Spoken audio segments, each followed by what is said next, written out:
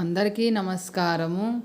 ఈరోజు శుక్రవారం రోజు వీడియో. శుక్రవారం రోజు ఇంకా అన్ని పనులన్నీ చాలా ఉన్నాయి. ఇంకా డీప్ క్లీనింగ్ పెట్టుకున్నాం కదా, అంతా పూర్తి అయిపోయింది. ఫస్ట్ మా వారు వచ్చి దుర్గమ్మ గుడి పోయి అమ్మవారిని దర్శనం చేసుకొని వద్దాంరా అని చెప్పా. సరే ఇంక ఇండ్లంతా అయిపోయింది కాబట్టి ఇంక మేము పూజ అన్నీ చేసుకోవచ్చు. టెంకాయ అన్నీ కొట్టుకొని నైవేద్యం స్వామికి పెట్టచ్చు, చేసిన పదార్థాలు పెట్టచ్చు. ఇన్ని రోజులు పనులు పెట్టినాం, 1 సంవత్సరం అయింది మేము ఇవన్నీ చేయక. ఇంకా ఈ రోజు నుంచి ఇంక ఇండ్లు క్లీనింగ్ అయిన తర్వాతే పెట్టాలని చెప్పినారు. మాకు ఇంట్లో అవ్వగానే అమ్మ నాన్న అందరూ పెద్దోళ్ళు చెప్పిండేది మాకు. ఇంకా గుడి అంతా లోపల అమ్మవారికి వచ్చేసి చిన్న రథం ఏర్పాటు చేసినారు. అది ఈ మధ్యకాలంలోనే చేసినారు. గుడి చుట్టూ 3 ప్రదక్షిణలు చేపిస్తారు. సాయంత్రము 7:30కు ఆ టైంలో చేపిస్తారు. మనం గుడి లోపల అమ్మవారు చాలా బాగుంటుంది.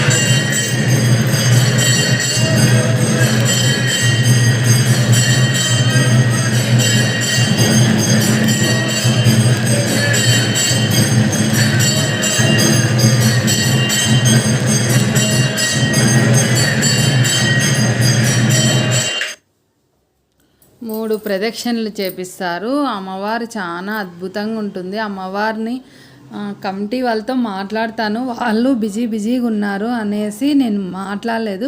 ఒకరోజు మాట్లాడి వాళ్ళు పెట్టమంటే అమ్మను అంతా వీడియో తీసి పెడతాను. ఇంకా అమ్మవారిని చూపించకూడదు అని చెప్తే కొన్ని దేవస్థానాల్లో చూపిరు కదా, వద్దని చెప్తే గుడి చుట్టూ ఏముండేది, అక్కడ ఇలా జరుగుతుంది అన్నీ చూపిస్తాను మీకు. చాలా మహిమగల అమ్మ దుర్గమ్మ, ధర్మవరంకు గ్రామదేవత ఆమె. ఎప్పుడు పూర్వీకులు ఎప్పుడు నిర్వహించినారో తెలియదు. చాలా భలే బాగా జరుగుతుంది. ఎవరన్నా వీలైండే వాళ్ళు అమ్మవారి దర్శనం చేసుకోండి, చాలా అద్భుతంగా ఉంటుంది. అమ్మవారిని ఒక్కసారి చూస్తేనా, నేను కొలిసేది అమ్మ పాదాలు పట్టుకున్నాను, నాకు అన్నీ బాగా కలిసి వచ్చినాయి. ఆ తల్లి దయతోనే మేము ఇంత బాగున్నాము. ఆ తల్లి శ్రీనివాసుని దయ మాపై ఎప్పుడు ఉంటుంది. వారిద్దరితోనే మేము బాగున్నాము. ఇప్పుడు నాకు ఆరోగ్యంగానే కుదుట పడిందంటే వాళ్ళ వల్లే. కానీ మేము డాక్టర్లతోనే చూపించుకున్నాం. దేవుని దయ ఉంటే అన్నీ మనకు జయము అని అంటారు కదా. నా విషయంలో అయితే అన్నీ జరిగినాయి. మనకు లక్ష్మీ కటాక్షము అని అంటే ఇలాంటివి చాట, జల్లిడి, ఇంకా సేర్లు అని చూపిస్తే చూడు, మరీ చూపిస్తాను ఇంకొకసారి. కానీ అప్పుడు అమ్మవారి గురించి మాట్లాడదాం అనేసి మాట్లాడతా అంటే చూపిస్తాను. సేరు, అద్దసేరు, పావు అని అంటారు. రోలు, రాకలి అవన్నీ ఉండి మనం ఇండ్లు శుద్ధిగా పెట్టుకుంటే మనకు అన్నీ కలిసి వస్తాయని పెద్దలు చెప్తారు. అప్పుడు పూర్వీకులన్నీ ఇట్లాంటివే చేసుకుంటానంది. మనకు అట్లా చేసుకుంటే చాలా మంచిది. ఇంట్లో కానీ అవి ఉండేవాళ్ళు కాళ్ళతో కానీ తగలకూడదు, చెయ్యి తగలకూడదు, అట్లంతా ఉంటాయి. చాలా జాగ్రత్తగా దానిలో కాళ్ళు ఎక్కడంటే అక్కడ తగిలియడము అవన్నీ చేయకూడదు మనము. దాంట్లో లక్ష్మీదేవి ఎప్పుడు నివాసం ఉంటుందంట. అవి ఎప్పుడు శుభ్రంగా పెట్టుకోవాలంట. జాట, జల్లిడి, సేరు, రోలు, రాకలి చాలా శుభ్రంగా పెట్టుకోవాలంట. మా ఇంట్లో అంతా డీప్ క్లీనింగ్ చేసింటే ముందే క్లీన్గా ఉంటుంది. ఇంట్లో ఎప్పుడప్పుడు సర్దుకుంటాను. ఇంకా తలతలా మెరుస్తుంది. నాకైతే భలే ఆనందంగా ఉంది. ఇంకా రేపు దేవుని పూజ చేసుకుంటే ఇంకా ఆనందంగా ఉంటుంది. నాకు ఇంట్లో పని అంటే చాలా ఇష్టము. నేను మాటల్లో పడేసి ఏం చేసుకున్నానో చెప్తాను. పారిజాత పూలు ఉన్నాయి కదా, పారిజాత పూలు మన చెట్లల్లో కాసిన పారిజాతాలే.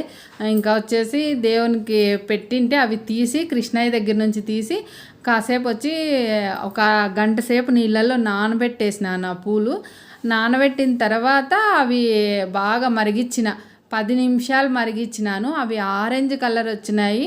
ఆ వాటర్ కానీ తాగితే చాలా మంచిది. పారిజాతం ఆకులతో మనకు ఎంత ఫలితం ఉందో పారిజాత పుష్పాలతో కానీ అదే ఫలితం ఉంది. పుష్పాలు ఈరోజు ఉన్నాయి కాబట్టి ఈరోజు నాకు వేరే వీడియో తీసే కానీ టైం లేదు, ఇంకా వంట చేసేప్పుడు అంతా ఏం టైం లేదనేసి ఇంకా సరేలే సాయంత్రం వచ్చేసి ఇంకా పారిజాత కషాయం చేసుకొని టీ చేసుకున్నాము. ఆ టీ వచ్చేసి మసాలా టీ నేను చెప్పినా కదా సొంటి సేల్స్ పెట్టినాను, అదే వేసుకుంటున్నాము. టీ కానీ చాలా బాగుంది. తీసుకుండే వాళ్ళు ప్రతి ఒక్కరు కాల్ చేసి చెప్తా అన్నారు. ఇంతకుముందు ఈ వీడియో చేసే ముందు అర్ధగంట ముందు కానీ ఈ పౌడర్ తీసుకొని వాళ్ళు కానీ కాల్ చేసి చెప్పినారు. చూడండి ఆ విధంగా కషాయం రెడీ అవుతుంది, ఆ కలర్ వస్తుంది. ఎంత కలర్ఫుల్గా ఉందో, టేస్ట్ కానీ బాగుంది. చేసుకొని తాగండి. ఆరోగ్యం ఎప్పుడు ఇట్లా చిన్నవన్నీ ఇట్లా పని ఉన్నప్పుడు చిన్నవి చేసుకొని ఆరోగ్యం ఎప్పుడు మన సొంతం చేసుకోవచ్చు.